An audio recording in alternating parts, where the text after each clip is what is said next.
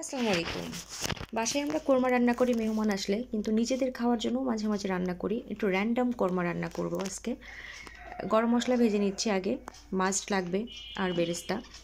Random korma মানে কোনো আয়োজন না, একেবারে সাদামাটা মানে ছুঁড়ে মেরে তরকারি রান্না করার মতো স্টাইল আর কি। এখানে মুরগিটাকে ছোটো ছোটো টুকরো করে সামান্য লবণ দিয়ে ভেজে নিচ্ছি। ভেজে তুলে রাখবো যেন মাংসটা একটু শক্ত হয়। ওই পাত্রেই ওই তেলের মধ্যেই গোটা গরম মশলা দিয়ে দিব। যেহেতু বলেছি যে কোনো আয়োজন না, মানে হাতের কাছে যা যেভাবে থাকবে সেভাবেই দিব। আদা বাটা রসুন বাটা দিয়ে দিলাম। দিয়ে তেল অনেক চিটাচিটি করছে, এর মধ্যে একটু পানি দিয়ে দিতে হবে, নাহলে তেল উড়ে চলে যাবে আর কি। তো সামান্য একটু পানি দিয়ে মশলাটাকে কষাবো তেলের মধ্যে।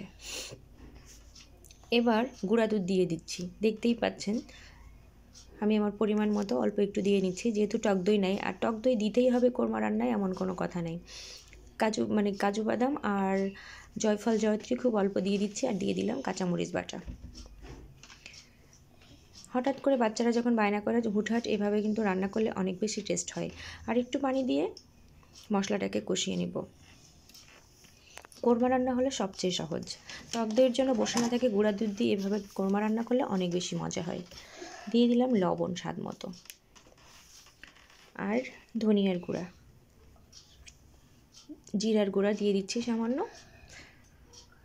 দিয়ে মশলাটাকে একটু কষাবো। যেহেতু পেঁয়াজ দিইনি, এই জন্য ওই পেঁয়াজ বেরেস্তাটা দিয়ে দিলাম। কাঁচা পেঁয়াজের চেয়ে পেঁয়াজ বেরেস্তা দিলে কোরমা খেতে বেশি মজা লাগবে। বেরেস্তা যে কোনো তরকারির স্বাদকে আর একটু বাড়িয়ে দেয়। এবার মশলাটা ভালো মতো কষিয়ে নিব। সামান্য একটু চিনি দিয়ে নিচ্ছি, কোরমাটা যেহেতু একটু মিষ্টি মিষ্টি হয়। এবার দিয়ে দিচ্ছি চিকেন, ভেজে রেখেছিলাম যেগুলো। চিকেন মানে ব্রয়লার মুরগি। কোরমা মানে তো একটু সফটি মাংস, আর এখন আমরা ব্রয়লার মুরগি ছাড়া তো আসলে কিছু চিন্তাই করতে পারি না। তো তার আগে আমি বলি, যারা আমার ভিডিও দেখেন তাদেরকে অসংখ্য ধন্যবাদ। আর যারা এখনও আমার চ্যানেলটি সাবস্ক্রাইব করেননি বা আমার চ্যানেলের ভিডিও দেখেন, যদি ভালো লাগে সাবস্ক্রাইব করে রাখতে পারেন। পাশে থাকা বেল আইকনটি প্রেস করে রাখবেন। সাইমাস কিচেনে নতুন নতুন ভিডিও আপনি দেখতে পাবেন। হালকা একটু কষিয়ে নিয়ে গরম পানি দিয়ে দিচ্ছি।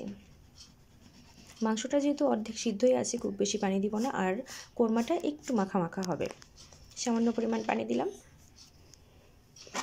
দিয়ে এবার মাংসটাকে একটু ফুটতে দিব।